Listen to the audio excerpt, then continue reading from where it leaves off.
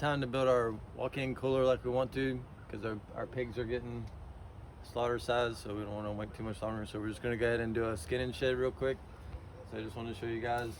We just got 4x4 by 10 foot long, and I have enough tin to cover this area, which would be a 7x8, and that'll give me 3 inches of overhang on the ends with the 10 that I have left, and that'll give me 6 inches on the outer edge too. So we got our 4x4s. They're roughly 20 inches in the ground. Put the front one, we're just doing a slant roof, lower in the back, higher in the front. So we just start with burying. You can pick any corner, just start in a corner, and then get your width. Bury your next one, and then when you do your other two to make sure you're square, you can measure out your distance. However that's going to be. Ours was 81, so we just went 81 and put a little stop in the ground. And then we went over and did the same thing, measured over 81, put our stop in the ground. And then what you want to do, just get it rough squared, you just exit out. So you measure from the inside corner of that to wherever your stop is in the ground. And you want to be the same when you cross it both ways. So from that corner to this corner, you want it to be the same as from that corner, this corner to that corner. Now if you measure this side and then say it's 118 and that side's 117, that means you need to go that way a little bit, which will make this distance shorter and that one a little bit longer than that one. Now what that does is just straightens it up, gets it squared. So if one side's longer, it's going to make it over like this. And when you go to put your tin on, your tin's not going to be square on your roof, and then you're going to have problems with it running off. So just make sure those are square, same measurement from inside to inside, crossing it over. Once you get your width and your length figured out, and then just bring it whichever way it needs to go to make sure it's square. And it still can move even once you get up here. So once you get all your joists in, just get a framing square or some kind of square. You can even measure from the inside of that corner to the inside of that corner. And sometimes you might have to screw a 2x4 crossways to just to hold it there until you get your metal on your roof. But for right now, you can see that we're just screwing our 2x6s to the outside of our 4x4s, and then we're just going to do joists from front to back. You can see the hangers I put in. You don't have to do hangers, especially for something like this. You could just screw it from that side. We're going to screw it, and we're going to use hangers. It makes it easier for me when I'm working by myself. I can just set it in there, and then I can screw it. I don't have to have somebody hold one in. It just makes it a little bit easier when you're by yourself. So that's where we're at right now. Obviously, we got to cut the top of our 2x4 or 4x4s off. Oh yeah, and when you put your 2x6s up for your outer part, what I do, I just measure up how I want it to be, which is 8 foot, I think, to the top of that 2x6. And I got a 6-inch drop, which is a little under an inch per foot a drop. So just get this board up, get it square, and then what I do, I'll just run a screw in my mark where the bottom of the board is. That way I can just set the board on top of the screw and hold it there. And then same thing, I'll come over here and put a screw underneath this, my backboard. And then once I get the screw there, I'll set the board up there, put the level on top, make sure I'm right, then put a screw underneath that one. And then I know I'm level, and then I'll just work off of that board. So from that board, I'll go up to see how much I need to go up to get the drop that I want. And I'll make a mark and then put a screw. And then put my front board on here, making sure it's level all the way across. And then I'll add my side boards and then the joist on the inside. We got our joist in, should say our raptors, what are you gonna call them? Raptors. All right, we got these put back in. All right, got these middle ones put in. Earlier, I don't know if I explained earlier about the raptor and the boards going around using the joist hangers. These are the joist hangers. Michelle said I might not explain that, but kind of makes it easier to put these up by yourself, because you can just put these on and then just slide it in, come over here on this side, screw them in, and then come on this side and screw them in. You really don't have to have those. If you got two people, you can just one person on this side, one person on that side. Nobody's going to be walking on it, so it doesn't have to be really that strong. But all right, so once we got our joist in, and we put our tin strips down, I like using 2x4s so the screw don't go all the way through. Even on this one, you don't have to really worry about it because nothing's going to be up that high to get hurt from a screw coming through. But I still like using 2x4s, and I mean they're only 10 cents more than a 1x4. So all right, so we got these spaced out. Usually we space them out 2 foot apart, but I only had enough tin to do 7 foot deep. So it's 8 foot wide, 7 foot deep, because I only had enough tin left that would come out to 7 foot would work. So these are 30 inches apart. Usually we do 24 inches apart on center, but these are 30. Like I said, nobody's gonna be walking up there, so we really don't have to worry about caving in or anything like that. All right, so like I said before, we got everything squared up. I checked everything up here with my square just to make sure I was good up here. Everything was good to go. I didn't have to put a brace across or anything to hold it while I put the tin on. But you can see right here how this is even all the way down. It's a little bent right there, but you see it's even all the way down. And then across the front, it's 3-inch overhang. You can see it's even all the way down, 3 inches overhang. So if you were off square, then this would be overhanging like this, or it could be over here, and then vice versa. Like if you had it even here, like this, it could be sticking way out here. Your tin could be way out here like that.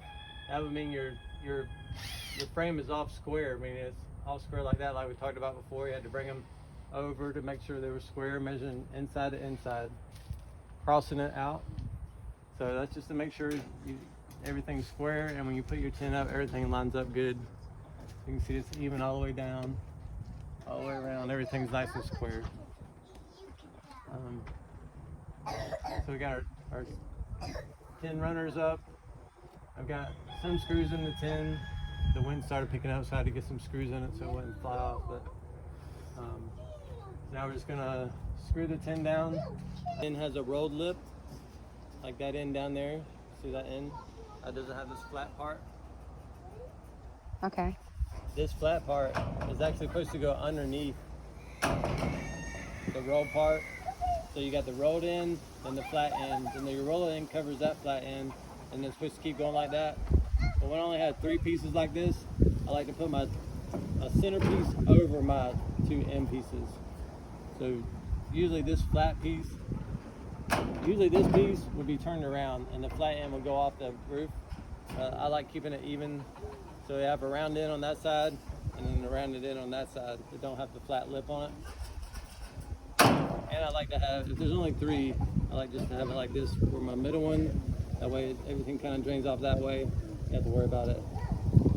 I mean, it would be fine either way. I guess it's just a kind of a picky thing. Or I like the ends to match. I don't want a flat end on one side and a rounded end on the other. And then with this tin, wherever your joints are, you want to screw on. See my mark. Yeah. So also what I did too, you can see some of the chalk line. I put a screw down there and just left it up a little bit so I could hook my chalk line on it, and then pop the chalk line everywhere where my tin runners are. That way, oh yeah, I don't have to sit here with a tape measure. But normally just start off on your very end, and then you skip. So you're to one side of your, where it's raised up. You don't have to do both sides. You can most certainly do both sides if you want to. But I think they even the tin people only recommend you having to do like one side of the hump, depending on which way you start, I guess. So I just do one side of the hump, making sure you don't squeeze your washer out too far. If you squeeze it out too far, it won't last. It'll rot a lot quicker.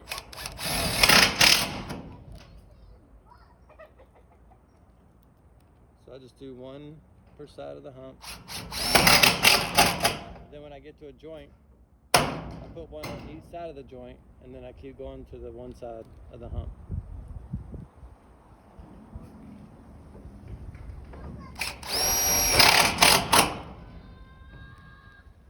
And I'll put one on this side also.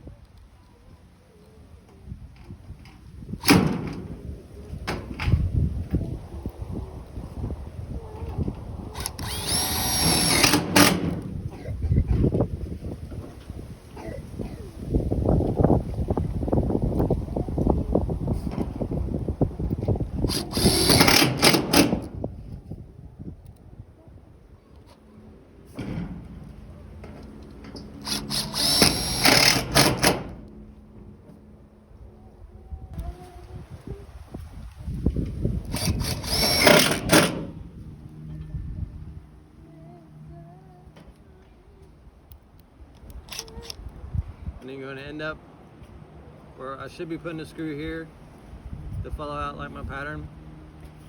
So we're just going to go ahead and put another one there just to make sure it's good.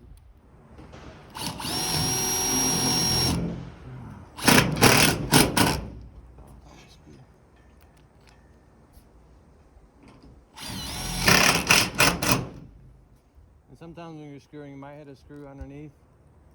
One going down to your terminator that you used to screw it to your rafter. If you do that, don't take it out and move it and put it in a different spot.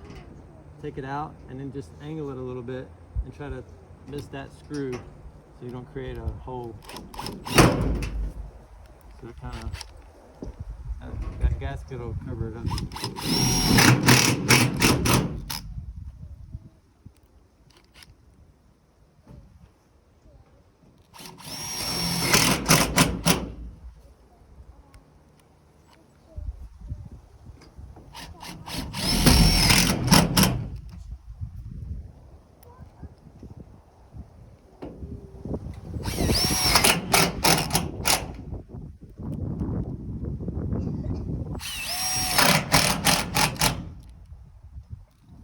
Washer squeezing out.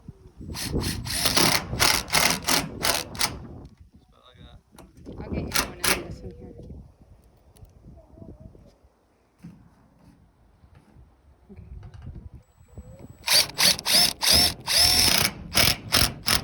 So that should show you right there about how your washer should be.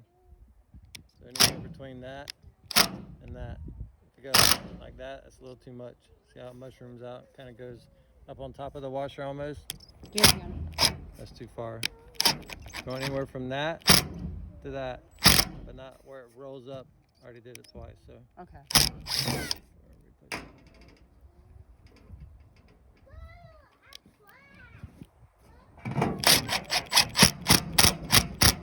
Just barely where it mushrooms out a little bit. So do you compromise it after you do it so many times? Does it like break the seal or something? Well, or you just want to make sure? It would probably be alright, but I'll take a chance. Right.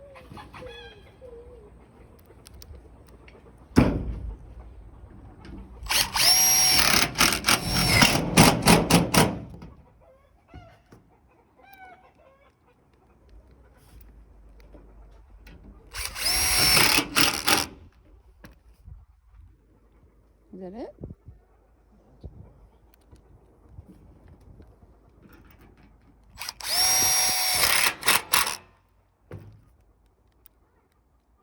Oh yeah, way up there.